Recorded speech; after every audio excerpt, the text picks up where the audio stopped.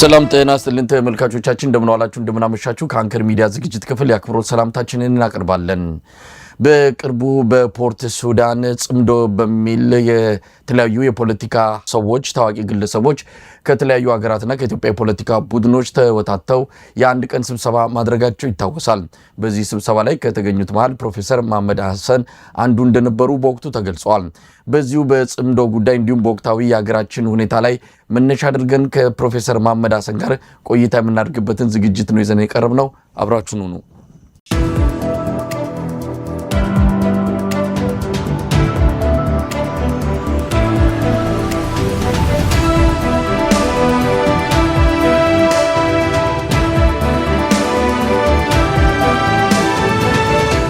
በጣም አመሰግናለሁ ፕሮፌሰር መሐመድ ሐሰን፣ እንደምን ሰነበትክ? በጣም ደህና ነኝ፣ አመሰግናለሁ። እኔም በጣም ደህና ነኝ። እንግዲህ ሰሞኑን የተጠፋፋ ነው አንድም ወደ አፍሪካ አቅንተ በፖርት ሱዳን በመገኘት ጽምዶ በሚል የተዘጋጀ መድረክ ላይ ተካፍለ እንደነበረ በወቅቱ በዜናም የተሰራ ጉዳይ ነው። እንዲሁም አቶ አንዳርጋቸው ጽጌም እሱም ተገኝቶ ስለነበረ ያንተ መገኘትንም በይፋ በቪዲዮም ጭምር የታወቀ ስለሆነ ኢትዮጵያ ሕዝብ በዛ ስብሰባ ላይ ከተገኙት አንዱ ከሆንከው ከአንተ ከፕሮፌሰር መሐመድ ሐሰን ስለ ጉዳዩ መስማት ይፈልጋል። ወደዛ በቀጥታ ከማለፌ በፊት የኢትዮጵያን ጉዳይ እናስቀድመው። የምንገኘው በምርጫ ዋዜማ ላይ ነው። አብይ አህመድ ምርጫ በሚል ሲያካሂድ የነበረው እንቅስቃሴ መቋጫው ነገ ነው። መቋጫው ሲባል ድምፅ አሰጣጡ ነው። የምርጫው ሂደት ግን የሚቀጥል ይሆናል። እስከ ድምፅ ቆጠራና ይፋ ውጤቱ እስከሚደረግ ድረስ የምርጫ ወቅት ነው የሚባለው። ለማንኛውም ነገ ምርጫ ይካሄዳል ተብሏል። ያሉን መረጃዎች እንደሚያሳዩት ከሆነ በአማራ ክልል ቆጠራው ተጠናቆ ሙሉ በሙሉ ብልጽግና አሸንፎ ኮሮጆ ወደ ፌዴራል መንግስት አዲስ አበባ ተልኳል።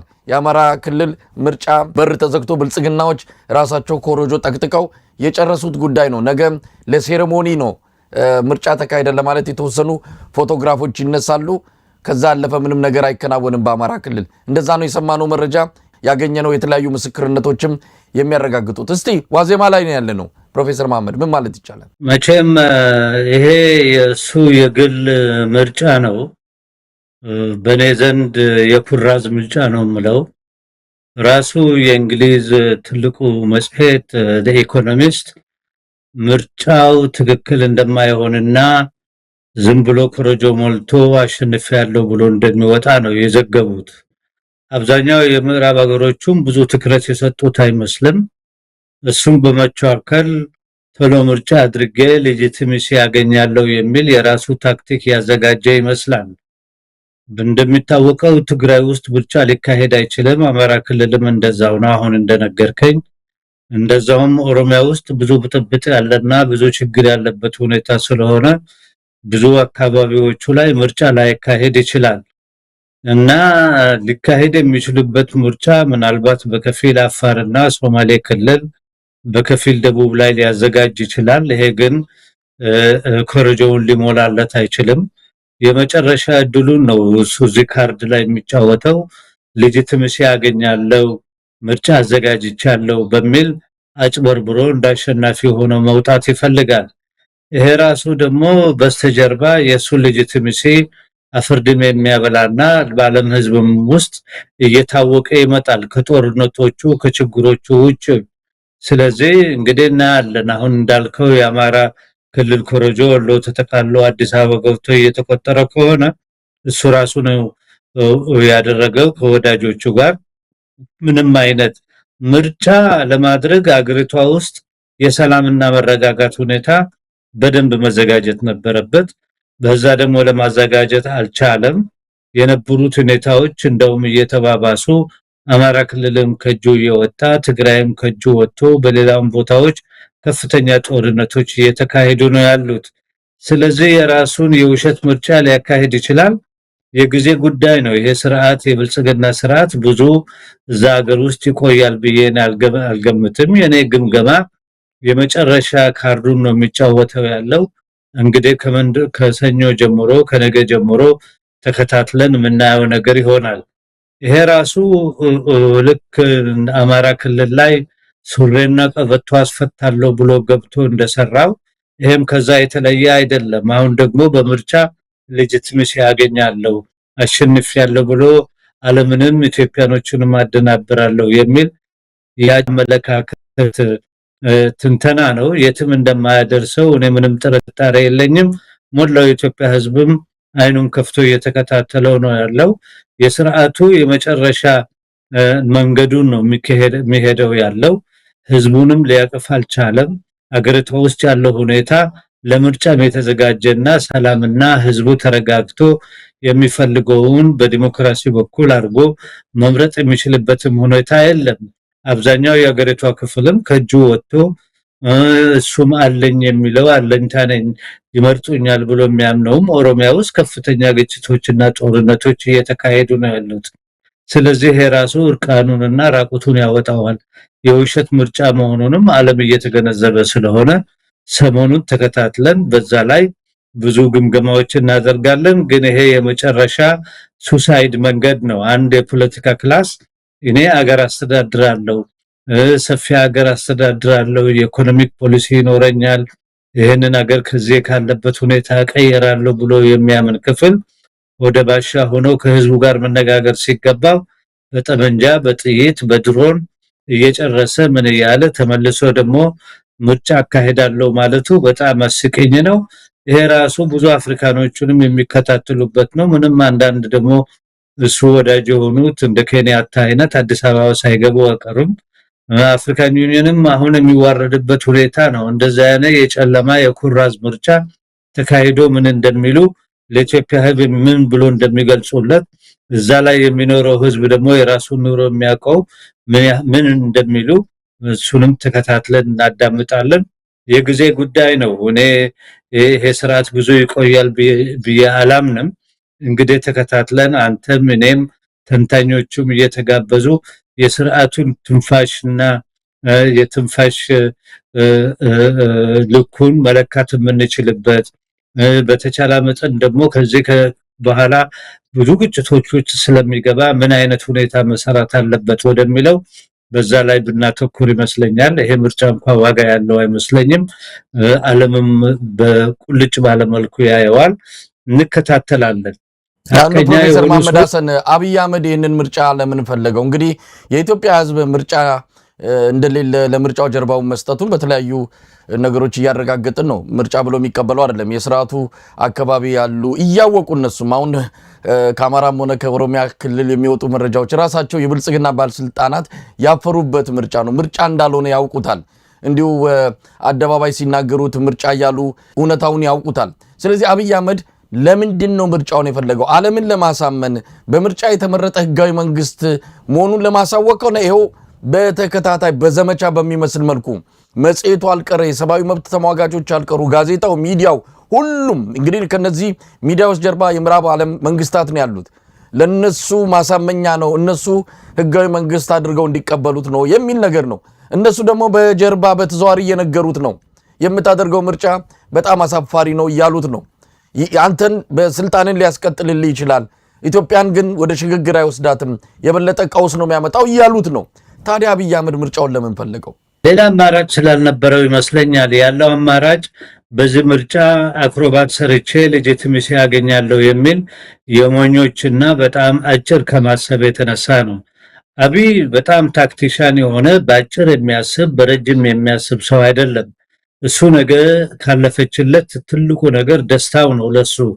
ስለዚህ አድማሱም ሰፊ አይደለም። የሀገሪቷን ሁኔታንም በደንብ የሚያነብ ሰው አይደለም። የዓለምም ሁኔታ በደንብ የሚያነብ ሰው አይደለም። ግብታዊ የሆነ በአጭር ቁማር የሚጫወት ሰው ነው። አሁንም እንደተለመደው ቁማሩን ለመጫወት የሚያደርገው እስክስታ ነው።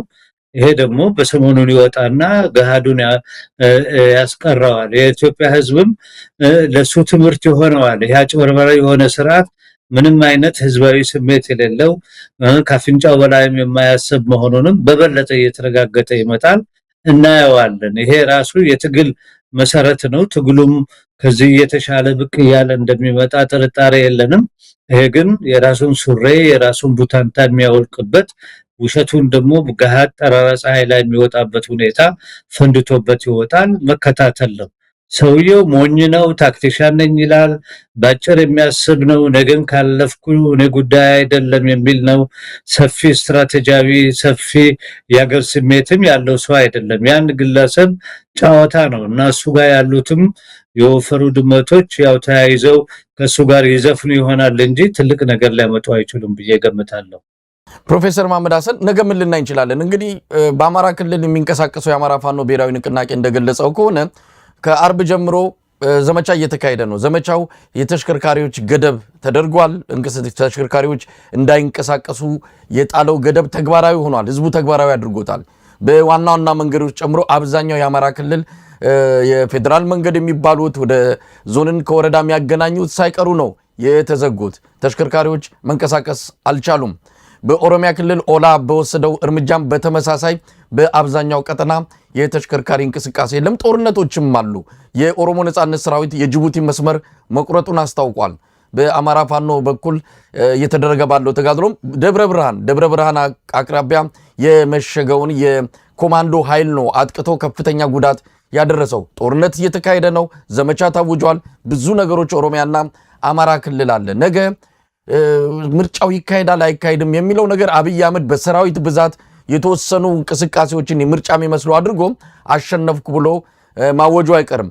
ግን ነገ ምን ልንጠብቅ እንችላለን? የተለመደው የምርጫ ሂደት ይኖራል ወይስ ህዝቡ ያለውን የጸጥታ ሁኔታ በመስጋት ድምፅ ለመስጠት ሳይችል ቀርቶ ከቤቱ ይቀመጣል? ሁለት ነገር ነው። ሁለት የሚሆነው በጣም ጦር አሰባስቦ ያመጣበት ቦታ እንደ አዲስ አበባ አይነት እና አዲስ አበባ አካባቢ ላይ ምናልባት ሰውን አስገድዶ ወደ ምርጫ ሊያመጣ ይችላል። ገንዘብም ከፍሎ ሊያመጣ ይችላል። ካድሬዎቹም በትኖ ሊያመጣ ይችላል። ይሄ ግን የኢትዮጵያ አብዛኛውን ክፍል የሚወክል አይደለም። ይሄ የኮረጆ መሙላትና የኩራዝ ምርጫ ነው። እንዳውም ከሳምንት በኋላ ከሁለት ሳምንት በኋላ ብዙ ጉዶች ስለሚወጡ የምርጫውን ይዘት እናያለን። ምን አይነት ስንት ፐርሰንት ሰው እንደወጣና እንደመረጠ ማወቅ እንችላለን።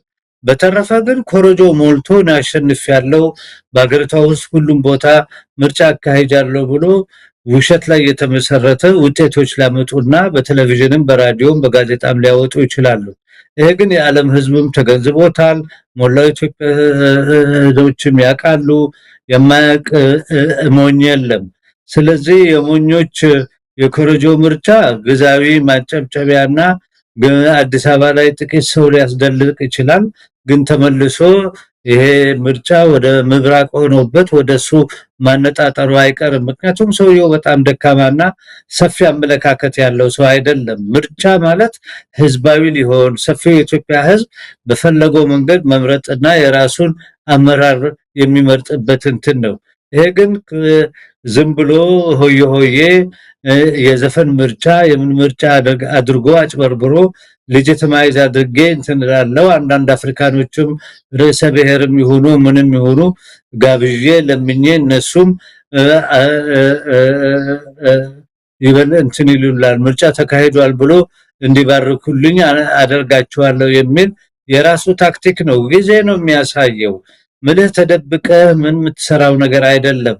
ህዝቡ እንደሆነ አለ ይሄው እየተናገረ ነው። በራሱ መልስ እየሰጠ ነው። ከዛ አልፎ ተርፎ ትግራይ ውስጥ ምርጫ አይካሄድም።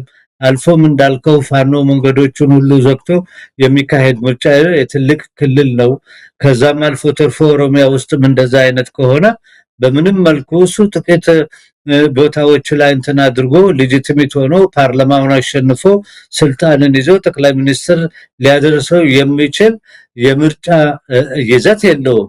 እንደተለመደው ውሸት ተናግሮ አጭበርብሮ አሸንፍ ያለው ብሎ ሊዘፍን ይችላል። ይሄ ግን የኢትዮጵያ ሕዝብ በጣም የሚታዘበው ዓለምም የሚታዘበው አፍሪካም የሚታዘበው ጉድ የሚባል የምርጫ ወይንም ደግሞ የኩራዝ ምርጫ ነው። እሱ ደግሞ ራሱ የበለጠ ሌጂቲሜሲውን ይስበታል። የታጋዮቹንም እድል ከፍ የሚያደርግ ሌጂቲሜሲያቸውንም በህዝባቸው ላይ የሚያሰፋ ይሄ ሰውዬ የሚያውቀው ቋንቋ ኃይል እንጂ ሌላ መንገድ አለመሆኑንም አብዛኛው ወጣቱ እየገባው ትግሉም ወደ ኃይል በበለጠ እየተጠናከረ ከሱ ጋርም ያሉትና ትንሽ ኮንፊውዝድ የሆኑትም መሸሻቸው አይቀርም። የጊዜ ጉዳይ ነው። የባሪዱ ሽታ እየሸተተው ከመጣ እሱም ራሱ መጥፋቱ አይቀርም። ጥያቄው ምንድነው? መቼ ነው ባሩዱ ሽታ እሱ ጋር የሚደርሰው? እንዴት አድርጎ አቀነባብረው ይመጣሉ ለሚለው እኔ ምንም ጥርጣሬ የለኝም። በዛ ላይ እየሰሩ ነው ያሉት። የዚህ ስርዓት እድሜ በአጭር ጊዜ እንደሚቀጭ ምንም ችግር የለኝም። ሞላው የኢትዮጵያ ህዝብም በዚህ ምርጫ ላይ የሚያየው ምንድነው? ያጭበርባሪ ውሸታም ሰውዬ ካሁን ወዲያ እድሜው ብዙ ይኖራል ብሎ የሚገመት አይደለም። አመፀም ሊነሳ ይችላል። ወጣቶቹም አንቀበልም ብሎ ሊነሱ ይችላሉ። ስለዚህ ነገሩ እየተባባሰ ነው ያለው። ሰሞኑን እናየዋለን፣ ሩቅ አይደለም። በዚህ ሳምንት 2 ሳምንት ውስጥ የምርጫ ኮሚሽን የሚያወጣውን ስቴትመንቶቹንም የተጋጨ ውሸት ላይ የተመሰረተ ዶክመንት ስለሚሆን በበለጠ ያጋልጣቸዋል እንጂ የሚጠቅማቸው ነገር አይደለም ብዬ ነው ማምነው። እና መጠበቅ ያስፈልጋል። እንጠብቃለን። ብዙ ጊዜ አያስጠብቀንም ነገሩ ቁልጭ ብሎ። እንደውም ሰሞኑን በምርጫ መዛባትና በምርጫ ውሸት እንዳለፈው ጊዜ በመቶ አሸንፊያለሁ ብሎ አይኑን ታጥቦ ብቅ ሊል ይችላል። እናያለን እና ሁሉን ነገር ማየቱ ይመረጣል። ግን አገሪቷ የገባችበት መንገድ የስርዓቱ መውደቃ መንገድ እንጂ ከዛ ውጪ ሌላ መንገድ የለም ብዬ አምናለሁ። እንደው አጠቃላይ የአገሪቱን ሁኔታንስ እንዴት የተከታተልክ ነው ፕሮፌሰር መሐመድ ሀሰን? ያው የምርጫው አጀንዳ ወቅታዊ ስለሆነ እሱ ላይ ትኩረት ሰጥተን አስቀደም ነው እንጂ አገሪቱ በበርካታ ችግሮች ታጥራ ነው ያለችው። የፖለቲካ፣ የኢኮኖሚ፣ ማህበራዊ ጉዳዮች በከፍተኛ ደረጃ ለህዝቡ ስጋት ሆነው ለህዝቡ ጭንቀት ሆነው ቀጥለዋልና እንደው አጠቃላይ ኢትዮጵያ ወዴት እያመራች ነው? እንደሚሉትም ዓለም አቀፍ ሚዲያዎች ተቋማትም እንደሚሉት ሀገሪቱ በጣም አደገኛ ሁኔታ ላይ ነው ያለችው። አብይ አህመድ ስለዚህ ምንም አይነት መፍትሄ ይዞ አልመጣም። አንዳንዶቹ እንደውም አብይ አህመድ የቀውስ ምንጭ ቀጠናውን ኢትዮጵያን ብቻ ሳይሆን ቀጠናውን ጭምር ወደ ቀውስ የሚከት አዝማሚያ ያለው እንደሆነ እየገለጹ ጣታቸውን መሪው ላይ ጠንቁለዋል። አብይ አህመድ ላይ እንዴት ማለት ይቻላል? የሁሉ ነገር የችግር ሁሉ የቀውስ ሁሉ ምንጭ 4 ኪሎ ቤተ መንግስት ነው። እሱ ትክክል ነው። ግን አሁን ኢትዮጵያኖች የተታገሉ ነፍጥ ያነሱት ክፍሎችም እየበሰሉ እየተቀራረቡ የሀገራቸውም ችግር በጣም አደገኛና ብልህ የሆነ መፍትሄ እንደሚፈልግ እዛ ላይ የደረሱ ይመስለኛል። እየተቀራረቡም እየተነጋገሩ ነው። ቀስ ብሎ ማውጣታቸውም አይቀርም። ብስለታቸውም እየሰፋ መምጣቱ አይቀርም። እየሰፋ መጥቷል። በመጀመሪያ ደረጃ የፖለቲካ ችግር እንጂ እኛ የጄኔቲክ ወይንም ደግሞ የዘር ችግር ያለን ህብረተሰቦች አይደለንም። ዘር ከላይ ተወርውሮ እኛ ላይ የሚወድቅ እንጂ ኢትዮጵያኖች በተነጋገሩ ቁጥር መፍትሄ የሚያመጡበት መንገድ ብዙ ነው። አሁን ደግሞ ውስጡን እየተነጋገሩ ነው። እኔ ለመጥቀስ አልፈልግም፣ ግን ከማውቀው ኢንፎርሜሽን ብዙ እየተቀራረቡ እያሉ እየተመካከሩ ነው ያሉት። ይሄ ራሱ የምርጫው ሲቹዌሽንም ያጣድፈዋል መቀራረቡን። ምክንያቱም አገሪቷ ውስጥ ቫክዩም መፈጠር እንደሌለበት፣ ዝም ብሎ ጸብ ተነስቶ አገሪቷንም ትልቅ ጉዳት ላይ ማድረስ የለበትም የሚለው እንደ አጀንዳ ቀርቦ በጣም ተነጋግረዋል። በዛ ላይም ብዙ ነገር ቋጥረዋል። ግን ጊዜውን ጠብቆ ራሳቸው ይናገራሉ። ቀድሜ ከምናገር ብዬ ነው እንጂ ብዙ ማቃቸው ነገሮች አሉ። ስለዚህ እኔ የሚታየኝ እዛ የሚታገሉት በነፍጥም የሚታገሉት ኃይሎች ብስለታቸው እየሰፋ እየተቀራረቡ እየተዋወቁ ማን እንደሆኑ ለምን እንደሚታገሉ ተነጋግረው ስትራቴጂያቸውንም ታክቲካቸውንም በደንብ እያጸዱ ያሉ ነው ያሉት። ስለዚህ አገሪቷ ላይ የዚህ ስርዓት መፍረስ አገሪቷን ያፈርሳል የሚለው ፍራቻ ብዙም ጊዜ በጣም የራቀ ነው። አሁን አገሪቷን ሊተኩ የሚችሉ ኃይሎችም አሉ።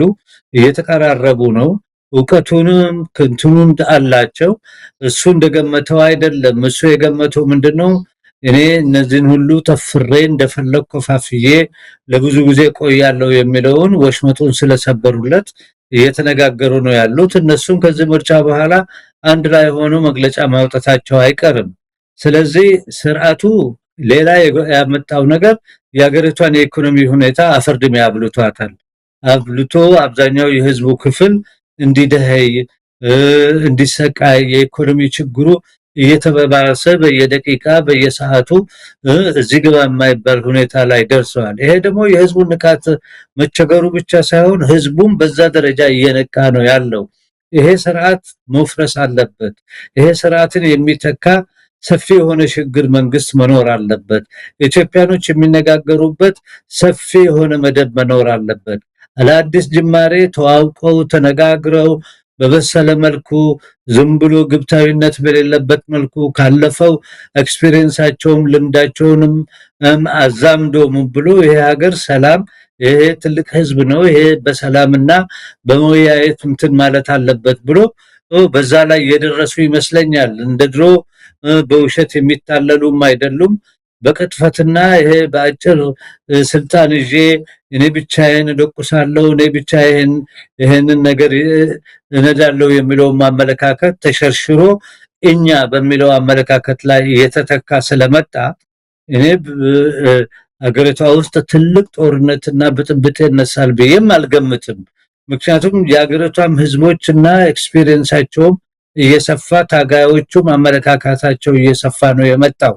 ስለዚህ ፕሮፌሰር መሐመድ ይህንን በእርግጠኝነት ድምዳሜ መስጠት ይቻላል ኢትዮጵያ ወደ እርስ በርስ ጦርነት ላለመግባቷ? ምክንያቱም ባለፉት 30 ዓመት ኢትዮጵያ ውስጥ ልዩነት ነበረ ሲሰበክ የነበረው ግድግዳ ነበረ በየማህበረሰቡ መሃል ሲገነባ የነበረው። ባለፉት 8 ዓመታት ደግሞ አብይ አህመድ በየክልሉ ያሉ ታጣቂዎች እንዲፋፉ መንገዱን ያመቻቸ እስኪመስል ድረስ በርካታ የክልል ታጣቂዎች በርካታ የክልል የጸጥታ መዋቅሮች ተፈጥረዋል። ስለዚህ አገሪቱ ወደዛ የእርስ በርስ ጦርነት እንደማትገባ ምን ዋስትና መስጠት ይቻላል? ቀደም ሲል የሚረከብ ኃይልም የለም እስካሁን። ምናልባት ጽምዶ የሚባለውም ምን ያህል ወደ ኋላ ላይ እናነሳዋለን። ግን በጋራ እንኳን መምጣት ያልቻሉ አገር ውስጥ የሚፎካከሩ ፓርቲዎች እንኳን ከምርጫ መውጣትና መግባት እዛ ውሳኔ እንኳን ለመድረስ የሚያስችል ቁመና አልፈጠሩም። እንዲህ ባለ ሁኔታ ላይ ሀገሪቱን የማይረከብ ምንድነው አንድ የሆነ ኃይል ባልመጣበትና ሀገሪቱም ለእርስ በርስ ጦርነት ፍግ የሚሆኑ ነገሮች እየቀረበላት ባለችበት ሁኔታ ወደዛ ቀውስ ውስጥ የማንገባበት ከዛ ቀውስ የምንድንበት ምን ተአምር አለ? በጣም ጥሩ። መጀመሪያ ጥያቄ በጣም ሲሪየስ እና ትክክለኛ ጥያቄ ነው። የብዙ ሰዎችም ስጋት ነው። ግን ባለፉት 3 እና 4 ዓመት በተለይ ባለፉት 4 ዓመት ኢትዮጵያ የተራመደችው ሁኔታውን ደግሞ ስትገመግም ከዚህ ስጋት የሚያድናት ቀስ ያለች መሰላሉን ቀስ ያለ እየወጣ ነው ያለው። ሁለተኛም ንቃትም እየሰፋ 4 ዓመት ሲፈክሩበት የነበረው ፉከራና ዛሬ ደግሞ ሲደልቶ የነበረው ሁኔታ እና የሚሰራው ወጥ የተለያዩ ሆኖ መጡ። ምክንያቱም አገሪቷ አጠና አይደለችም። አንተም እኔም ተነስተን በመጋዝ የምንቆርጣት ይሄ ህዝብ ነው። ብዙ ትስስር አለው። በራሱ መካከል ብዙ ይተዋወቃል። ብዙ ችግሮችን ቢያጋጥሙትም ብዙ የተለያዩ ገዢ መደቦች መጥቶ እሱን ለመካፋፈል እሱን ለማሸገርም ያልተሞከረው ነገር አልነበረም። ግን የመሸከም ችሎታው ሰፊ ስለሆነ የነበረው ኤክስፒሪየንስም ሰፊ ስለሆነ እንክርዳዱን ከስንዴ መለየት የሚችል መሆኑን ኤክስፒሪየንሱም እየተቸገረ እየተጨቆነ በየጊዜው ኢኮኖሚው የተበላሸበት ልጆቹን ማሳደግ የማይችልበት ቦታ ደርሷል። እውነትህን ነው። እዛ ላይ አልፎ ደግሞ ስርዓቱ በየጊዜው በየቀጠናው የራሱ ሚሊሻዎች የመለመለ እንትን እያለ ነው። ሚሊሻው ግን ራሱ የህብረተሰቡ ክፍል ነው።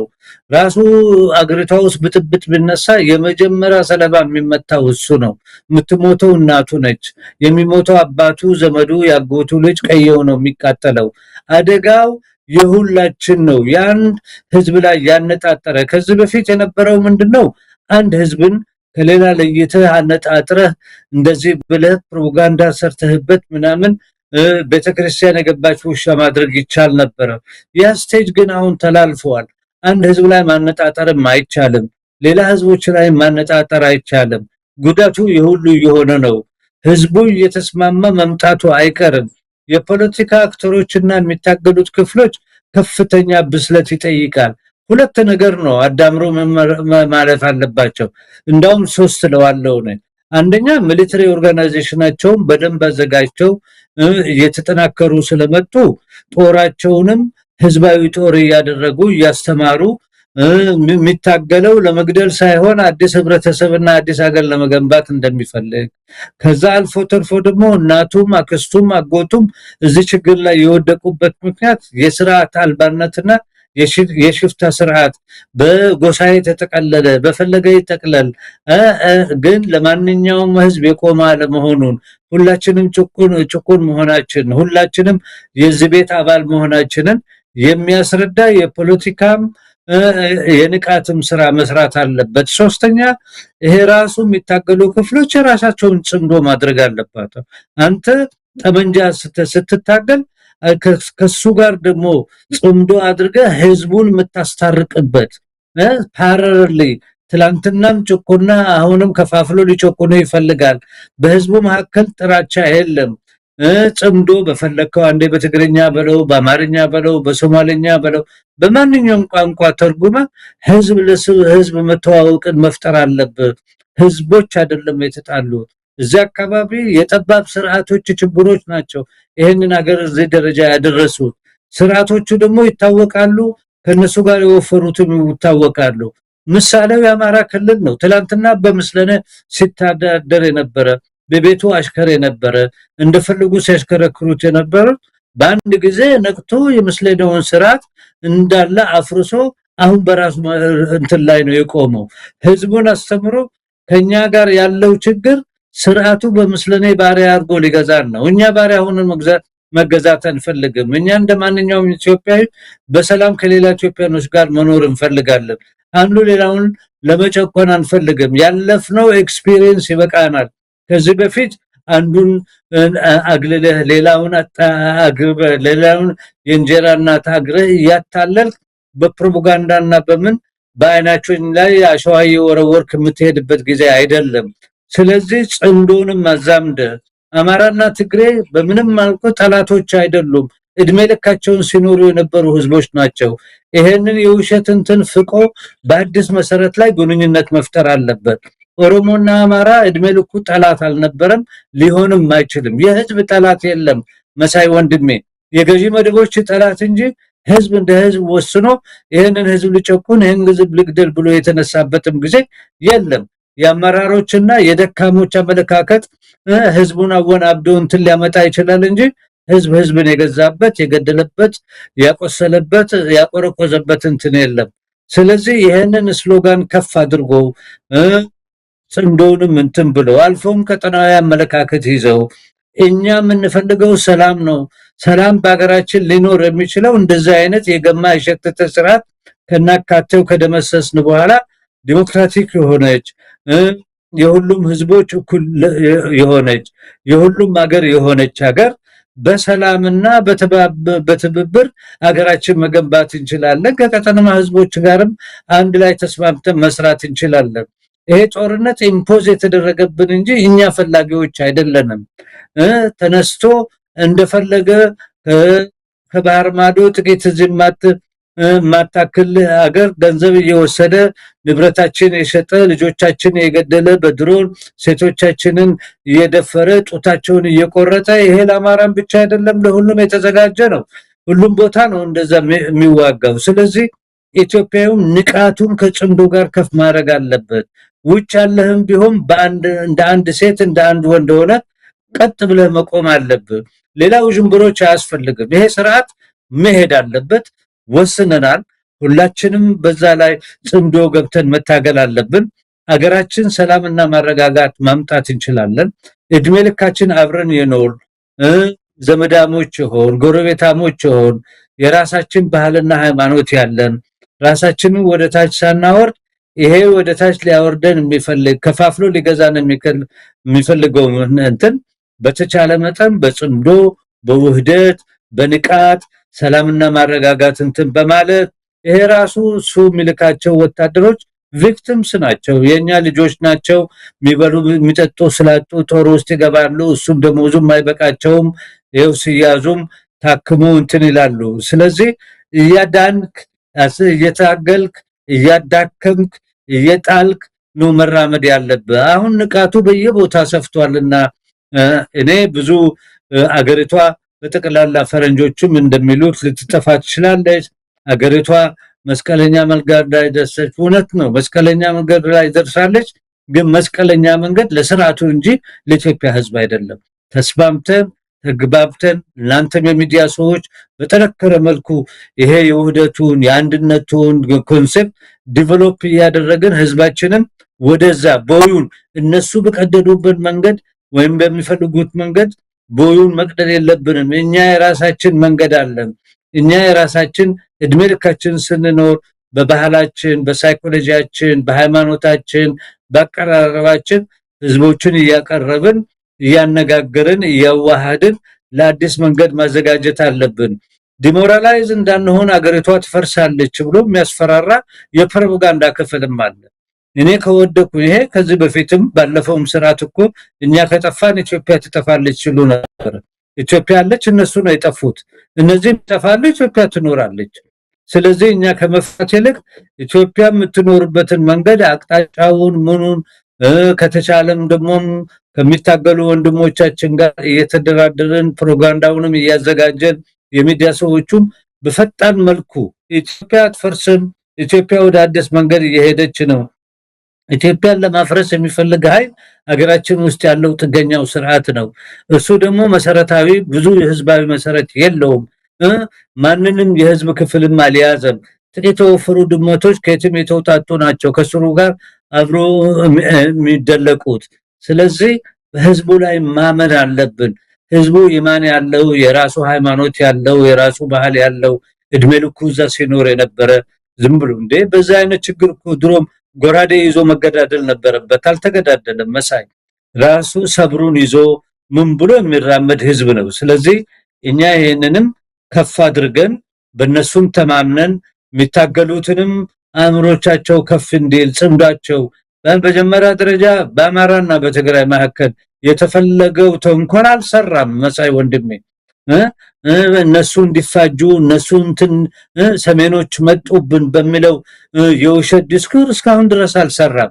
ሰሜንም አልመጣም፣ ደቡብም አልመጣም። ሁላችንም እዛም ምንኖር ህዝቦች ነን።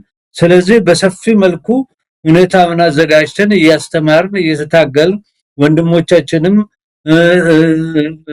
የሚታገሉት ጠመንጃ ያነሱትም አድማሳቸውን አስፍተው ጽምዷቸውንም አንደኛ በአማራና በኦሮሞ መካከል ጥላቻ የለም፣ በአማራና በትግራይ መካከል ጥላቻ የለም። ህዝባዊ ስምምነቶች ህዝባዊ ጽምዶች መሰራት አለባቸው። የሚታገለው እኮ ለመግዛት ብቻ አይደለም፣ ሰላምንም ማምጣት አለበት። ሰላም የሚያመጣው ጠላት የሚፈጥራቸውን የውሸት በሽታዎችን በጽምዶ ያከመ መራመድ አለበት። ጽምዶ የሁላችን ነው። ከግለሰብ ደረጃ ከድርጅት ደረጃ ጽምዶን አቅፎ በአካባቢ ያለውን ከዚህ በፊት የተሰሩትን ቁርሾች እየነቀለ እያስማማ እያስተማረ እየታገለ ስርዓቱን እያዳከመ መራመድ አለበት። ይሄ ነው ፍልስፍና ነው። ወደዛ እንመጣ ነው።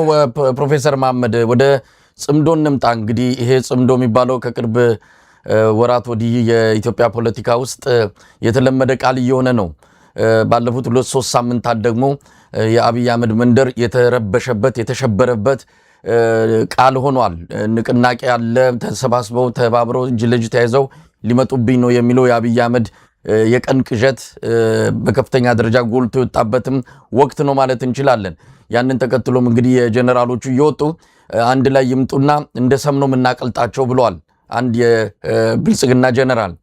ስለዚህ ጉዳዩ እንዲሁ በቀላሉ የሚታይ አይደለም። ሰሞኑንም ከምርጫው ጋር ተያይዞ አዲስ አበባ ላይ የአማራ የትግራይንና የኤርትራ ዜጎችን በጅምላ የማፈስ የማሰር እርምጃ የተወሰደውም ዝም ብሎ ምርጫ ስለደረሰ ብቻ ሳይሆን ከዚህ ከጽምዶ ጋር በተገናኘ አገዛዙ የገባበት ጥልቅ የሆነ ስጋት ስላለም ነው። እስቲ ወደ ጽምዶ እንምጣ። ጽምዶ የትግርኛ ቃል ነው። በትግራይና በኤርትራ ማህበረሰቦች መሃል ድንበር አካባቢ በሚኖሩ የተጀመረ እንቅስቃሴ ነው። አንተ ፖርት ሱዳን ሄደን የመጣው ለዚህ ጉዳይ ምናልባት አቶ አንዳርጋቸው ስለ መድረኩ በርካታ መረጃዎችን ሰጥቶናል። እስቲ በአንተ በኩል ለምን ወደዛ ሄድክ? ምን አገኘ እዛ ሄደስ? በጣም ጥሩ መሳይ ወንድሜ። እኔ እንደ ግለሰብ ነው፣ አብዛኛዎቹም እንደ ግለሰብ ነው የተጋበዝ ነው። አንድ ኤርትራዊ አወል ሰይድ የሚባል ብሎገር ይሄ ጽምዶ የሚባለውን አመለካከት ዲቨሎፕ አድርጎ 2 ጊዜ በጠረፍ ላይ በኤርትራና በትግራይ ጠረፍ ያሉትን ወደ 51 ቀበሌዎች አስማምቶ ድግስ አድርጎ ወጣቶች ፉትቦል እንዲጫወቱ አድርጎ ቦሊቦል እንዲጫወቱ የሀገር ሽማግሌዎች የሃይማኖት ሰዎች ምናምን አሰባስቦ ስምምነት አድርጎ አረጋግቶ እንደውም ወደ እርሻ እንዲመለሱ። ጽምዶ ማለት 2 በሬ አብረህ ከጸመድክና ካረስክ ውጤት ጥሩ ይሆናል ካንድ በሬ የሚል ነው አመለካከት እንደ ፊሎሶፊካል አመለካከት ነው። ጽምዶ ግን በሁሉ ሀገሮች ትግል ባካሄዱ ሀገሮች ውስጥ በተለያየ ስም ጽምዶ ነበር። ስለዚህ እዛ ተጋብዘን እዛ መጣን። ሶስተኛው ሌቭል ነው ይሄ ብሎ እሱ ባደረገው ስፒች ለአንቂዎች፣ ምሁሮች፣ ታዋቂ ግለሰቦችም እኔ እዚህ ድረስ አድርሻለሁ፣ ሶስተኛውን ግን እናንተ ጋር ሰጥቻችኋለሁ፣ እናንተም በሰፊው ባላችሁበት ቦታና ካልመጣችሁበት ሀገር ደግሞ ይሄንን የጽምዶን ፍልስፍና እንደማድርግ ወደ ላይ ከፍ አድርጋችሁ እንድትሉ ነው ብሎ በስፒቹ ላይ ተናገረ። እኔ በአረብኛ ነበር የተናገርኩት። ጽምዶ ምንድነው? ሱዳኖች አንድ ቋንቋ የሚናገሩ አንድ ባህል ያላቸው አንድ ሃይማኖት ያላቸው ክፍሎች ተዋክቶ የደረሰባቸው ጉዴታ አለ። ህዝባዊ ጽምዶ መኖር አለበት። ማንንም በማሸነፉ ላይ አይደለም ጦርነት ብቻ እንትን የሚለው ህዝቡንም የሚያስማማ አዲስ ፍልስፍና ህዝቡ አይደለም ተነስቶ የተጋደለው የፖለቲካ ኤሊቱ ነው ተከፋፍሎ ይሄን ሁሉ ጣጣ ያመጣው። ስለዚህ ህዝብ ለህዝብ መታረቅ አለበት። ለሰፊ ሰላም የሚያመጣ ትልቅ የፊሎሶፊካል ኮንሴፕት ነው። እንደዚህ አይነት ሐሳብ ነው ያመጣሁት። እናንተም ተቀበላችሁ እንድታሰፉትና ከሱዳን ምሁሮቹም ጋር እንድትነጋገሩ አልፎም ደግሞ በቀጠናችን በአፍሪካ ቀንድ ሁሉም የህብረተሰብ ክፍል ጽምዶ ምንድነው ምንም እንኳን የትግርኛ ቃልም ቢሆንም በአማርኛም በኦሮምኛም በሶማሊኛም በደቡብ ኢትዮጵያ ቋንቋዎችም መተርጎም አለበት።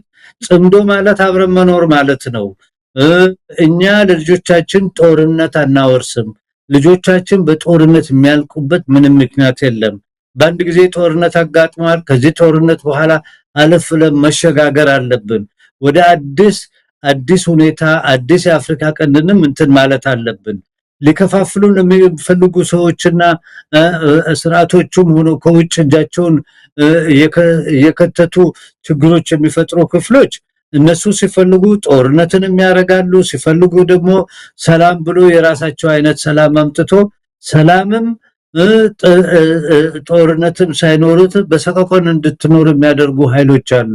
ስለዚህ ሜድ ኢን የኛ የራሳችን ከላሳችን የወጣ ከባህላችን የወጣ ከፋብሪካችን የወጣ የሰላም ዘይቤ መፈጠር አለበት ነው የሚለው ጽምዶ። ይሄ እኛ ብቻ አይደለም ወይንም የኛ አካባቢ ብቻ አይደለም። ብዙ ሀገሮች የራሳቸውን ውስጣዊ ጽምዶ አድርገዋል። መሳይ ለምሳሌ ቪየትናም ስትሄድ እኚህ ሽማግሌ የመጀመሪያ የቪየትናም ርዕሰ ብሔር የመጀመሪያ ከተገነዘቡት ነገሮች ላጫውተ ነው የምፈልገው። ቬት የሚባሉ ሰዎች 70% ናቸው ቪየትናም ውስጥ። 30% ደግሞ የሚሆኑት አናሳ ብሔሮች ናቸው፣ በጣም የተናቁ ብሔሮች ናቸው።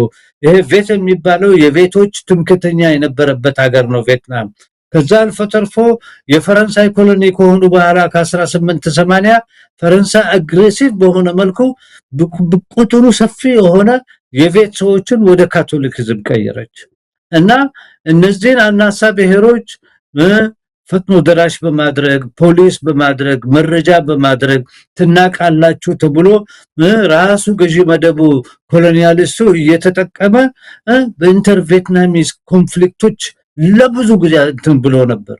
መጨረሻ ላይ ትግሉ እየመጣ ሲመጣና የቪየትናም ህዝብ ተነስቶ የበሰለ አመራር ከሚገርም እሳቸው መጀመሪያ ቪየትናም ሲገቡና ለትግላቸው ሲገቡ እሳቸው ቬት ከሚባለው ጎሳ ወይንም ትልቁ ብሔር ነው የተወለዱት። ቬቶቹ ጋር ሄዱም እሳቸው ቀጥታ ሄዶ የወረዱት እነዚህ አናሳ የተናቀው ብሔር የሚባሉት ጋር ነው ሄዶ ያረፉት። ከዛም አልፎ ተርፎ ትግላቸውን ሲቀጥሉ ከነዛ ብሔር ነው አግብተው አንድ ልጅ ነው የወለዱት። እናቱ ከሚናቁ ብሔሮች ከሚል ነው። ጽምዶ ለመስራት ያደረጉት ታክቲክ ነው ፕሬዝዳንት ሆቺሚን። እኔ ህዝቤ እየታረቀ ካልመጣ የውጭ ጠላት የውስጤን ድክመት ይጠቀምና በምንም መልኩ ልናሸንፈው አንችልም። ተንኮሉ ብዙ ነው፣ ሀብት አለው፣ መሳሪያ አለው፣ ለብዙ ጊዜ ኢንዱስትሪላይዝድ የሆነ ነው። እኛ በራሳችን ብልሃት ህዝባችንን ካላዋሃድን የቪየትናም ነፃ የመውጣት እድሉ በጣም መጥፎ ይሆናል ብሎ ነው የተናገሩት።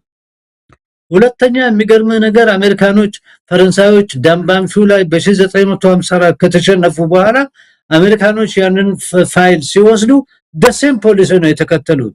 ግን አንድ የጨመሩት ነገር አለ ከሚገርመ ነገር መሳይ ሰሜን ቪየትናም ላይ 4 ሚሊዮን ካቶሊክ ቪየትናሞች ነበሩ እነሱን በመኪና ጭኖ በአንቶኖቭ ጭኖ በአውሮፕላን ጭኖ ምናምን ወደ ደቡብ ቪየትናም አመጣቸው ደቡብ ቪየትናም ላይ የካቶሊክ መንግስት የሚባል ያቋቁማሉ ስለዚህ ምንድነው በሰሜንና በደቡብ ቪየትናም የ1000 ዓመት ጦርነት እንዲኖር በካቶሊክና በነን ካቶሊክ የሆነው ህዝብ መካከል ጦርነት እንዲካሄድ የተዘጋጀ የካቶሊክ ስርዓት ደቡብ ላይ አዘጋጁ ይሄንን መጨረሻ ላይ አሸንፎ ሲቶሉት ጀነራል ዚያፐለው ሌሎችም ነው ለህዝቡ ያነጋገሩት ተሸናፊ ማሸናፊ የለም ሁላችንም ቪየትናሞችንን እንደዚህ ከፋፍሎ የሚያጣላን የነበረው አሸንፈናል አሁን ግን የራሳችን ጽምዶ ሁላችን ቪየትናሞችንን ተሸናፊም አሸናፊም የለም በአዲስ ጅምር አብረን መሄድ አለብን በሚል የትምህርት ካሪኩለም የፕሮፓጋንዳውንም ጽምዳቸውን ሰርቶ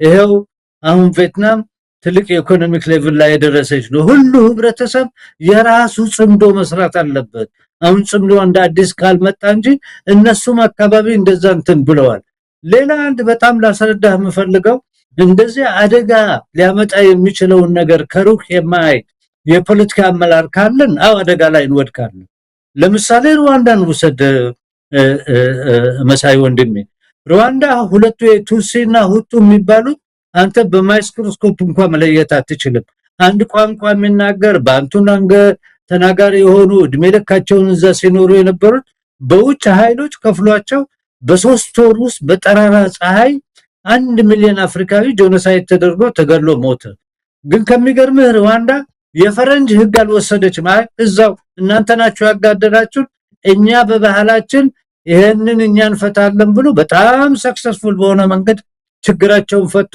አትሊስት ከሌላው ነገር ሩዋንዳን አረጋጉና ህዝቡን አስማሙ እኛ የኛ ሆምወርክ ነው መሰራት ያለበት የኛን ችግር እኛን ልንፈታ የምንችለው የቀጠናውም ሆነ የሀገራችንን ልንፈታ የምንችለው ጽምዶ ማለት የሚታገለው ክፍሉ መጀመሪያ ደረጃ ከጎረቤቱና ውስጡ ካለው ህዝብ ጋር መታረቅ አለበት አስታርቆ ደግሞ ከጎረቤቱ ህዝቦች ጋር አስታርቆ አለፍ ብሎ በአገር ደረጃ አስታርቆ መራመድ አለበት ጠመንጃ መተኮስ ብቻ አይደለም ጠመንጃ አስፈላጊ ነው ከጠመንጃ ጋር ደግሞ በሽታውን የሚያድን ፊሎሶፊ ወይንም ጽምዶ የሚባለው መኖር አለበት እኔ እንደ ፍልስፍና ነው ማየው ብዙ ሀገር ውስጥ አይቻለሁ አልጄሪያም ራሱ እኮ የራሱን ጽምዶ ሰርቷል ሐክሚም አልጄሪያ ውስጥ ለፈረንሳይ የተዋጉ አልጄሪያኖች ነበሩ አንዳንዶቹ ሸሽቶ ፈረንሳይ ገቡ የቀሩትን ግን ሪኢንተግሬት አድርገ እኔ ጭንቅላቴ ከተሰረቀ መሳይ ወንድሜ ካልገባኝ ጭንቅላቴን ሰርቆ መሳሪያ ሰጥቶ ዘመዶችን እንደገላ አድርጎ ምንድነው መታደርገኝ እኔ መልሰ አስተምረ ወደ ኋላ ቀየረ ሰው አድርገ ካልመለስከኝ ወደ ህብረተሰቡ መገባበትን መንገድ ማታዘጋጅ ከሆነ ያለ እድል ወይ መግደል ወይም ከኔ ጋር እድሜ ልክን ጦርነት መግባት ነው እኛ ጦርነት እንዲስፋፋ አንፈልግም ጽምዶ መድኃኒት ነው ፍልስፍና ነው በተፈለገ ፕሮፌሰር ማመድ እንደው ወደ መድረኩ እንምጣና አሁን ጽምዶ በሚል የተጀመረው በትግራይና በኤርትራ ማህበረሰቦች መሃል ነው ሁለቱ ማህበረሰብ ያው በፖለቲካ ኃይሎቻቸው በመሪዎቻቸው አማካኝነት ጦርነት ውስጥ ነበር የሰነበቱት ለረጅም ጊዜ ከፍተኛ የሆነ ጥላቻ ውስጣቸው የነበረ ነው ያ ጥላቻ ወደ እርስ በርስ ጦርነት አምርቶ ባለፈውም አብይ አህመድን ከትግራይ ጋር በነበረው ጦርነት የኤርትራውያንም ተሳታፊ የነበሩበትና ሌላ ዙር በመሃላቸው ሰፊ ልዩነትና ቁርሾ እንዲቀመጥ ያደረገ ክስተት ተፈጥሯል አሁን ይህንን ጽምዶ ሲፈጥሩ የጠላት በሚል አይነት ከሆነ ጊዜያዊ ስምምነት ወይም ደግሞ ጊዜያዊ ጉዳይ ካልሆነ በስተቀር በዘላቂነት የአካባቢውን ችግር ይፈታል ተብሎ ሚታመን ነው ወይ ይሄን ጽምዶ ወደ ኢትዮጵያን መንዝሮ ከተባለ ኢትዮጵያ ውስጥ የውስጥ ችግራችንን ሳንፈታ ሌሎች አካላትን በማስገባት ለኢትዮጵያ መፍትሄ እናስገኛለን ወይ እዛም ፖርት ሱዳን ድረስ ስትሄድ ከዚህ ጽምዶ ከሚባለው ምን ታይቶ ከነርከው ምናልባት ይሄ አሁን የምትለው ትክክለኛ ነው መሬት ላይ ያለ ሀቅ ነው አንድ ላይ በጋራ መስራት የጋራ የሆነ ትግል ውጤቱ ጠንካራና ቅርብ ይሆናል ግን ደግሞ ዝም ብሎ ጥምዶ ይፈጠር ዝም ብሎ ትብብር ይፈጠርም አይባልም መናበብ ብዙ ነገሮችን ይፈልጋልና ከዚህ አንፃር ምን አስበ ምን አቀደ እዛኛው ጥምዶ በሚል የተዘጋጀው የፖርት ሱዳኑ መድረክ ላይ ተገኘ? አንደኛ የተገኘሁበት ምክንያት አመለካከቱ የጽምዶ ከቀጠናው የበለጠ ነው። እያንዳንዱ ቀጠናው አካባቢና ሀገሮች ላይ ያሉ ችግሮች የራሳቸው ስፔሲፊክ ኬሚካሎች አላቸው። ጽምዶ የፍልስፍና ከቨር ነው። የራስህን ችግር መፍታት ካልቻልክ የሌላውንም መፍታት አትችልም። ከሌሎቹ ወንድሞች ጋርም ተመካክረ በአዲስ ካሪኩለም የምትወጣበት የፖለቲካ ሐሳብና የፍልስፍና ግንኙነት ነው። እውነት ነው። ኤክስፒሪየንሱ በትግራይና በኤርትራ መካከል 51 ቀበሌዎች ተስማምተው እድሜ ልካቸው ሲኖሩ የነበሩ በአጋጣሚ ምክንያት ጦርነት ተኮቶ ብዙ ጉዳት የደረሰበት አልፎ በቸነፈር ላይ ያሉ ሰዎች እነዚህን ሰዎች ለማስታረቅ የተደረገው ሁለቱ ስምምነቶችና ስብሰባዎቹ ውጤት አመጣ። ሳምፕል ሆነ።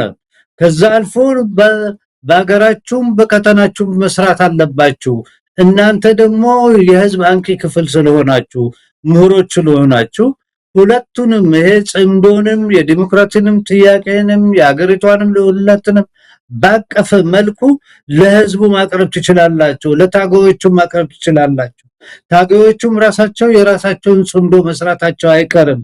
የማይቀረፍ ነገር የለም። በትንሽም ባካይሁን በጭልፋም ይሁን በአጠናም ይሁን ቀስ ይያል ይሄንን ሐሳብ ባቀረብኩ ቁጥር በሚታገሉ ክፍሎች ደግሞ ወሳኝ በሚሆኑ ክፍሎች ደግሞ ሐሳባቸውና አድማሳቸው እየሰፋ ይመጣል፣ እየተቀራረበ ይመጣል። መጨረሻ ላይ ሪዛልቱ ላይ የሚሆነው አገሪቷን ሲቆጣጠሩ በጽምዶ በሆነበት ህዝባቸው ተቀብሏቸው በአዲስ መልኩ ምንም ግጭት ሳይኖር ወደ ሁለተኛው የልማትና የእድገት መንገድ ላይ እንዲያመሩ ምንም አይነት ቅሬታዎች እንዳይኖሩ ቁርሾች እንዳይኖሩ ያለፉት ቻፕተሮች ተደስቆ በአዲስ ቻፕተር መራመድ አለበት የሚል አመለካከት ስለሆነ ነው። ይሄ ደግሞ ኢትዮጵያ ላይ ብቻ የተሰራ ለኢትዮጵያም ብቻ ሳይሆን ለሱዳን ብቻ ሳይሆን ብዙ ሀገሮች የሶስተኛ ዓለም ሀገሮች ከትግላቸው በኋላ በጣም ይሄንን አመለካከት እንትን ብሏል። እዚህ አንድ ትልቅ አልተሳካለትም እንጂ አፍሪካዊ አብዮታዊ ካብራል ከሚናገራቸው ነገር አንዱ ጽምዶን ካልሰራ ስታቢሊቲ ብታሸንፍም ስታቢሊቲ አይኖርህም ማለት። ምክንያቱም ጠላት ቀላል አይደለም። ብዙ ኃይል አለው፣ ብዙ ካፒታል እጁ ላይ አለው፣ ብዙ ዕውቀት አለው፣ ብዙ ካንተ የበለጠ ስለራሴ ያውቃል። ድክመትህና ምናምንን ቆርቆሮ ሊገባ ይችላል። ስለዚህ ይሄንን ጽምዶ ስታስፋ የሚገባበትን ቀዳዳ ደግሞ እየዘጋህ ቀስ እያልክ የምትራመድበት የፖለቲካል ፊሎሶፊ ነው። እየነቃህ በሄድክ ቁጥር አትቸኩልም፣ ረጋ ትላለህ፣ ለመማር ትሞክራለህ። አየህ በአንድ አጋጣሚ ከአንድ ማህፀን ትወለድና ከአንድ ቤተሰብ ትወለድና ከአንድ ቋንቋ ትወለድና በአጋጣሚ ደግሞ አገር የብዙ ቋንቋ የብዙ ባህል የብዙ ሳይኮሎጂ አገር ትሆናለች። አንተ ይሄንን ሁለቱን ማዛመድ የማትችል ከሆነ አሁንም ግጭት ነው የምትፈጥረው። ምክንያቱም የምትነሳው ከናተ ማህፀን ከናተ አስተዳደግ ከናተ ቋንቋ የምትነሳ ከሆነ ኢትዮጵያ ውስጥ ብዙ ቋንቋ ብዙ ብሔሮች ብዙ ክሌቨር የሆኑ ሰዎች አሉ። ይሄንን ማትገነዘብ ከሆነ ጠባብ ትሆንና በአጭር መንገድ ላይ ትወድቃለህ። ያጋጠንም የጠባቦች እርምጃ ነው አገሪቷን ኦልሞስት ለ40 ዓመት እንደዚህ አይነት ችግር ውስጥ የጣለው። የኔና ያንተ እናት እኮ ማወቅ አለባቸው። የኔና ያንተ እናት የሚያስቡትን አንድ ላይ መሰብሰብ መቻል አለብን። ቋንቋችን ባህላችን መለያየቱ ሀብት ነው እንጂ ጸጋችን ነው እንጂ የጦርነት ምልክት የጥላቻ ምልክት። ሰው ልጅ እኮ ብዙ ቋንቋ እናንተ እኮ አማርኛ ስላወራን ነው ምንግባባው። መሳይ ወንድሜ አማርኛ ስላወቅኩ ነው እኔ ብዙ ነገሮችንም ላውቅና ለመረመር የቻልኩት። ሌሎችንም ቋንቋ እችላለሁ። አንድ ሀገር የምትገነባ ከሆነ ትልቅ የሆነ ሀገር ግዙፍ የሆነ ሀገር በጣም ሆድ ባሻ የሆነ አመለካከት ሰፊ የሆነ በአንድ ጠባብ ላይ የተመሰረተ አመለካከት ካለ ጠባቦችን እኮ አይተናቸዋል። 27 ዓመት አስተዳድሮ እንዴት እንደ አይስክሪም እንደቀለጡ አንተም አይተሃል፣ እኔም አይቻለሁ። አዲስ አበባ ነበርን በዛን ጊዜ። አሁንም የጠባብ ስለመጣ ነው አገሪቷን ያጋጨ ምን ብሎ እንደውም አልፎ ተርፎ የሰው አሽከር ሆኖ አገሪቷን ትልቅ ጉዳት ላይ ያደረሰው። እኛ የራሳችን ፍልስፍና ምንግባባበት መንገድ መሆን አለበት ነው ማለት። ይሄ ማለት ግን ምንድነው? የሚታገሉት ክፍሎችም እንዲያስቡበት የራሳቸውን ኮንፈረንሶች እንዲያዘጋጁ በግድም አይደለም አስማምተህ ነው መራመድ ያለበት። ልክ ጦርነቱን ህዝብ ቀስቀሰህ እንደምታደርገው የጦርነቱን መልሱ ደግሞ ህዝብ ቀስቀሰህ አስተምረህ አጭሩንም ረጅሙንም ቀዩንም ጠይሙንም ሽማግሌውንም ወጣኑንም ምታስተናግድበት የፖለቲካል ፊሎሶፊ ያስፈልጋል። በአማርኛ ጽምዶ ብለህ መተርጎም ትችላለህ፣ በሶማሌኛ መተርጎም ትችላለህ። እኛም ደግሞ በዛ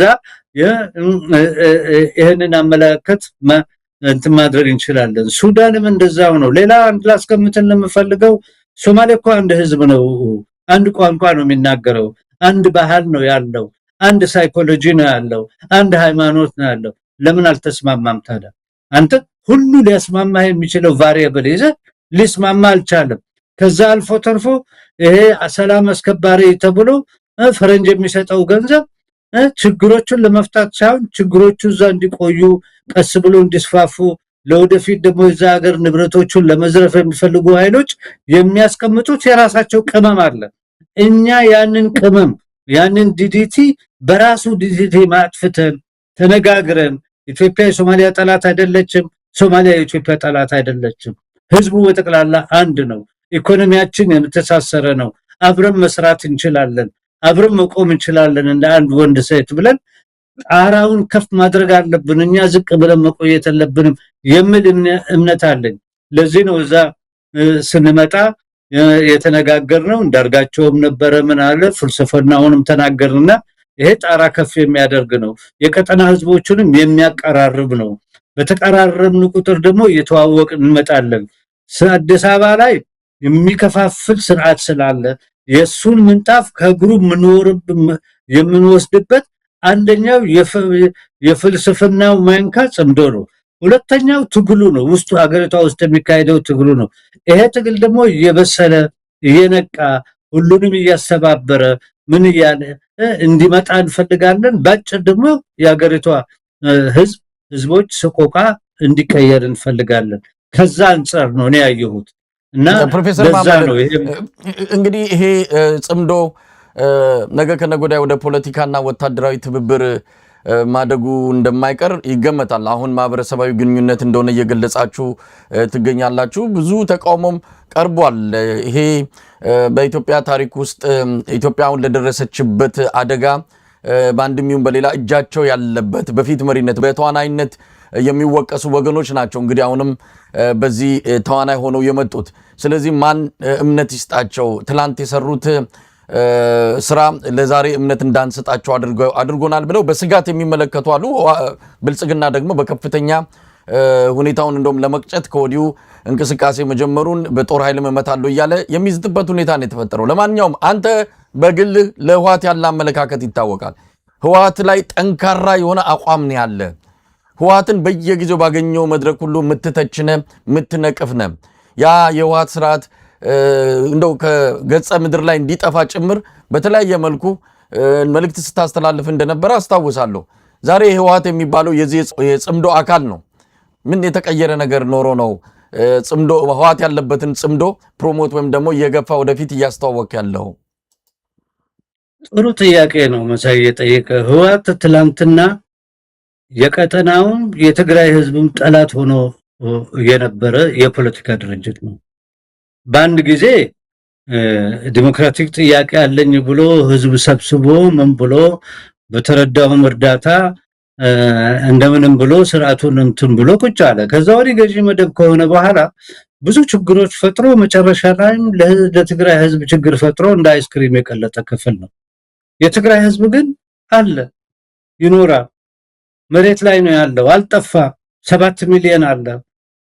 የኤርትራ ህዝብና የትግራይ ህዝብ የጂኦግራፊክ ልዩነት አላጋጠማቸውም። የፖለቲካ ችግሮች ነበር ያጋጠማቸው። ይሄ ህዝብ ከጎረቤቱ ጋር መታረቅ የለበትም፣ እንደ ህዝብ መቀጠል የለበትም። ይሄ ህዝብ አልወሰነም።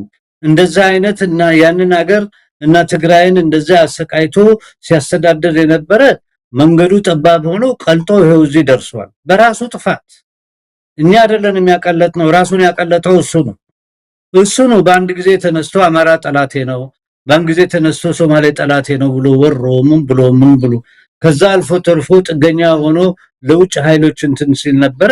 ሲሞት ኦክሲጅን የሚሰጠው አጣና ሞተ። አሁን የቀረ ክፍል አለ።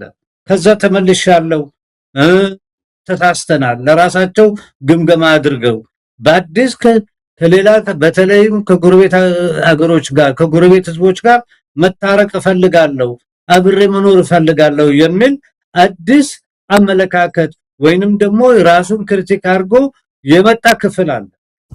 በይፋ ገልጿል። ያካል እንግዲህ ህወሓት እስካሁን ባለው መረጃ የፖለቲካ አደረጃጀቱም ሆነ ፍልስፍናው አልተቀየረም። በፊት ይዞት የመጣውን ላለፉት 50 ዓመታት ይዞ የመጣውን አቋሞች ነው አሁንም እያንጸባረቀ ያለውና እንዲህ አይነት ይፋዊ ያልሆነ የአቋም ለውጥ አሁን አንተ በተገለጸው መልኩ ባልሆነበት ሁኔታ ውስጥ ለውስጥ በተደረገ ስምምነት ነው ወይስ በይፋ ህወሓት ወደዚህ አቋም መጥቷል ተብሎ ታምኖበት ነው ጽምዶ በሚለው ጉዳይ ላይ ተስፋ ማድረግ የተጀመረው? ይፋዊ መሆኑን በኮንክሪት የምታየው በኤርትራ ጠረፍና በትግራይ ጠረፍ መካከል የተካሄዱት ስብሰባዎችና ግንኙነቶችና የጽምዶቹ ይፋዊ ነው ያደረገው። እሱ ያልፈቀደው ሊሆን አይችልም ነበር፣ መኖርም አይችልም። ካም ወዲያ የትግራይ ህዝብም ሊቀበለው የማይችል ሲቹዌሽን ላይ ደረሰ። ትግራይ አይዞሌትድ ሆነች፣ ተቸገረች፣ ህዝቧም ተቸግሯል። በአንድ በኩል ከአዲስ አበባ ሊወጣት ይፈልጋል። አዲስ አበባ የሚፈልገው ጦርነት ደግሞ ሁለቱ ትግሮች መዋጋት አለባቸው የሚል የውሸት ዝናብ ያዘንባል። ስለዚህ የግድ እየበሰሉ ህዝቡም ከታች እየጠየቀ መጣ። ምክንያቱም የትግራይ ህዝብ እኮ ቲፒኤልኤፍ እንደ ሳሙና ጠፍጥፎ አይደለም የሰራው፣ እንደኔና አንተ ሰዎች ናቸው። ለምንድነው ይሄንን የምታደርጉብን? ለምንድነው ይሄ ሁሉ ጥፋት አድርጋችሁ እኛ ላይ ጉዳት ያደረሳችሁት? ማናችሁ እናንተ የሚል ጥያቄ 100,000 ጥያቄዎች ይዞ መጣ። መሳይ ሊመልሱት የማይችሉት እንዳውም አንገታቸውን እንዲደፉ ነው ያደረጋቸው። መጨረሻ ላይ ህዝቡ ነው እንደ ህዝብ ሄዶ ከኤርትራ ከጠረፍ ጋር ካሉት 51 ቀበሌዎች ተስማምቶ ደግሶ በሬዎች አርዶ ምን ብሎ በመስጊዳቸው በቤተክርስቲያናቸው ተስማምተው ለሁለተኛኛ በዚህ መንገድ አንሄድም፣ በዚህ መንገድ ምትሄድ ከፈለክ የራስ ጉዳይ ነው ብሎ ረግመው ነው ስምምነቱን እንትን ያሉት። ህዝብ ትልቅ ነገር ነው መሳይ። ጥቂት 10 20 የወፈሩ ሰዎች ህዝብን በአንድ ጊዜ ሊያታልሉ ይችላሉ። የህዝብ ኤክስፒሪየንስ ደግሞ እየከበደ በመጣ ቁጥር ሊያታልሉ አይችሉም። ወይ ተገዶ ይገባል ጽምዶ ውስጥ ወይ ራሱ ለቆ ይወጣል። ደሰም ሲቹዌሽን አማራ የትግራይ ህዝብ ጠላት ሆኖም አያውቅም በታሪክ። ውሸት ነው ገዢ መደቦች የሚፈጥሩት። ይሄ ዝም ብሎ የውሸት ጥላቻ የውሸት ቅመም እየቀመሙ እንትን ያሉት የት ደረሱ ታዲያ? አማራ ጠላት መቼ ነው የሆነላቸው? አማራ ምንድነው ያደረጋቸው? ከጎረቤታቸው በስተቀር ደሴም አይነት ሸማ የሚለብሱ የሚቀራረቡ በሃይማኖት እንትን የሚሉ ለምንድነው አንተ እንደዚህ ጎረቤት የሆነውን ህዝብን እንደ ጠላት ነምበር 1 አድርገህ አንተ ለመጨቆን በምስለኔ ለመግዛት የምትፈልገው? ይሄ የኮሎኒያሊስት አመለካከት ከሌለ የወንድማማችነት አመለካከት ካለ ሁሉም ነፃ እንዲሆን ሁሉም አብሮ እንዲበለጽግ ሁሉም እንዲሰራ የምታስብ ብሩህ አመለካከት ካለ ይሄ የጠባቦችን አመለካከት እርግፍ አድርገህ ትጥላለህ። እኔ ጠባብ ሰው አይደለሁም፣ የጠባብ አመለካከትም የምቀበል ሰው አይደለሁም። ለዛ ነው ያኔ የኮነንኳቸው። እኔ ጠባብ የትግራይም ይሁን የሶማሌም ጠባብ የምንም ጠባብ ከሚቃወሙት ሰዎች አንዱ ነኝ። እኔ የቀጠናው ሰው ነኝ። ቀጠናው የኔ ሀገሮች ናቸው። ሁሉም ማምንባቸው ህዝቦች የሆኑ እነዚህ ህዝቦች ተስማምተው አብሮ እንዲራመዱማ እድሜ ልኬን ህልሜ ነው። እኔ የጎሳ ስሜት ወይንም ደግሞ የጠባብ አመለካከቶች ስሜት ያለኝ ሰው አይደለም። ከቀጠናም አልፌ እኔ ጥሩ አፍሪካዊ ሰው ነኝ ከዛም አልፌ ተርፌ። ስለዚህ ይሄንን አመለካከት ተቀብያለሁ። በፖርት ሱዳን ላይ ለማድረስ እንኳን ለኢትዮጵያ ለሶማሌዎቹ ማድረስ እፈልጋለሁ። አልፌም በፍልስፍና ጽፌ ለአፍሪካኖች ማድረስ እፈልጋለሁ። እኛ መሞት የለብንም፣ መኖር አለብን። እኛ የደሃ አገሮች ሰዎች አይደለንም፣ ደሃ ህዝቦች እንጂ አገራችን ሀብታሞች ናቸው። እና ሀብታችን እንኳን መብለት አልቻልንም። እንዳንበላ ደግሞ የውጭ ጠላት አንዴ ሲፈልግ እየኮረኮረን የኛን ሞኝ ገዝቶ አሳጥቆ የሚያዋጋን አልፎ አልፎ ተርፎ ይሄ ሰለጠንኩ የሚል ከረባታ የለበሰ ደላላ ፈጥሮ በመካከላችን ችግር የሚፈጥር እንጃ ሞላው ህዝብ ተስማምቶ በሰላም የሚኖርበት ቀጠና የምፈልግ ሰው ነኝ። ይሄንን ማየት እፈልጋለሁ ከመሞቴ በፊት። ስለዚህ ለእኔ አንድ ሀገራችን ኢትዮጵያ ውስጥ አንድ ክፉ አመለካከት አለ። ያልጠረጠረ ተመነጠረ። እኔ ሰው አልጠረጠርም። ካየው በኋላ ነው የምናገረው። እኔ እግዚአብሔር አይደለሁም፣ ሰው አልፈጠርኩም። የምጠረጠርበት ምክንያት ምንድነው? እኔ ፖለቲካል አናሊሲስ ነው። ግን ይሄ አመለካከት ያልጠረጠረ ተመነጠረ ወደ ሐራ ያስቀረና እንደ አንተ ጥሩ ብሩህ አመለካከት ካለ እኔ ለምን እጠረጥርሃለሁ? መሳይ አመለካከትን አንብቤ አይቼ መዝኜ አይ መሳይ ጥሩ አመለካከት አለው መደገፍ አለበት በዚህ ላይ መሄድ አለብኝ ነው ምለው እንጂ ያልጠረጠረ ተመነጠረ። ይሄ ራሱ አገሪቷንም ወደ ኋላ ያስቀረበት አንደኛው ችግር ይሄ ነው፣ እንዳንደጋገፍ የሚያደርገን። ስለዚህ ይሄንንም አላስፈላጊ የሆነ የጠርጠር አመለካከት እሱም ራሱ መወገድ አለበት ባይነኝ። በመጠርጠርም ፕሮፌሰር መሐመድ ያው ያልጠረጠረ ተመነጠረ በእርግጥ የሰው ልጅ ባህሪ ረቂቅ ነው። እንደው እንደ ጨው ቀምሶ የሚታይ አይደለም። እንዲህ ነው እንዲያ ነው ብለው አስቀድሞ መቅመስ የሚቻል አይደለም። ግን ነገሮች ጥንቃቄ ያስፈልጋቸዋል። ምናልባት የጥርጣሬ የሚለው ቃል ከጥንቃቄ ጋር አንጻር ቢታይ ጥሩ ነው። ጥንቃቄ ሳናደርግ ነው አብይን ስላልጠረጠር ነው ጥንቃቄ ስላላደረግን ነው ዝም ብለን ተቀበለ ነው ይሄው ሀገሪቱን እጁ ላይ አስገብተው መከራችንን እያበላ የሚገኘው። ስለዚህ አንዳንዴ አስቀድሞ ለመጠንቀቅ ያህል ነው ያልጠረጠረ ተመነጠረ የሚለው አባባል። እንደው አንዳንዴ እንዳስፈላጊነቱ በተለይ የፖለቲካ ሰው ሲኮን ጠልፎ መጣል ባለበት የሴራ ፖለቲካ ስር በሰደደበት ሁኔታ እንዲህ አይነቱን ነገሮች በጥንቃቄ መመልከት አስቀድሞ 3-4 ወደፊት አማትሮ ካልተመለከቱ በስተቀረ እንዲሁ ዝም ብሎ የሰውን አነጋገርና ለቲያትርና ለድራማ የሚቀርቡ አካሄዶችን እሱም ብቻ አምኖ ውሳኔ መወሰንም ትልቅ ኪሳራ ላይ ይጥላል። ለማንኛውም እንደው ፕሮፌሰር መሐመድ ሐሰን ከዚህ ከጽምዶ ምን እንጠብቅ? ወደ ፖለቲካና ወታደራዊ ትብብር ሊያድግ ይችላል? ካደገስ አብይን በመጣል ላይ ያተኮረ ግብ ነው ያለው። እንግዲህ ከዛ ያለፈ በምስራቅ አፍሪካ ላይ ምን አይነት ስርዓት ሊያመጣ ይችላል? ምን አይነት ነገር ልናይ እንችላለን? የቀጠናውን የምስራቅ አፍሪካን እንዲህ በቀውስ የተሞላና ያንዣበበ ሰማይን ለመክፈፍ የሚያስችል እንደው ተልኮ አለው ብለን እምነት ልንጥልበት እንችላለን? ምናልባት አብይን እስከ መጣል ብቻ ነው ጽምዶ? ከዛ በኋላ ጽምዶ ይፈታል? ጥሩ ጥያቄ ነው። በመደረጃ የፖለቲካል ተዋችና ጠመቶ የሚታገሉት እነሱ ጽምዶን በራሳቸው በያዙት መሬትና በተሮች ህዝቦች ላይ የራሳቸውን ጽምዶ ካምፔን ማድረግ አለባቸው። ይረዳቸዋል። ምክንያቱም መንገዱን እያስተካከላቸው ስለሚሄድ ኮንትራዲክሽኖቹን ወዳጅነትን እያሰፋ እየሄደ ስለሚመጣ ይሄ ተኛ ደግሞ ቅድምዷቸውንም ከህዝባቸው ጋር እያዛመዱ እያስተማሩ ምን እያሉ መቀጠል አለ። ይሄ ፐብሊክ ፊገር ነኝ የሚሉት ደግሞ ክፍሎች ከፍ ብለው ጽምዶውን በኢትዮጵያ በሱዳን በኩል ያለውን በሶማሊያ በኩል ያለውን በከፍተኛ ደረጃ እንደ ፍልስፍና ህዝባቸው ለምሁሮቻቸው የሚወያዩበት መድረክ አድርጎ መቀጣቸው። ፕሮፌሰር መሐመድ ሐሰን የኢንተርኔት መቆራረጡ ከዚህ በላይ ሊያስቀጥለን የሚችል አይመስለኝም።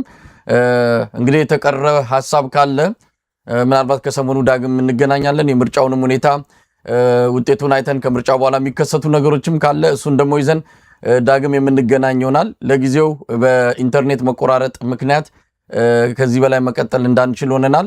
በጣም ነው የማመሰግነው ፕሮፌሰር መሐመድ ሐሰን። እኔም አመሰግናለሁ መሳይ። ቴንክ ዩ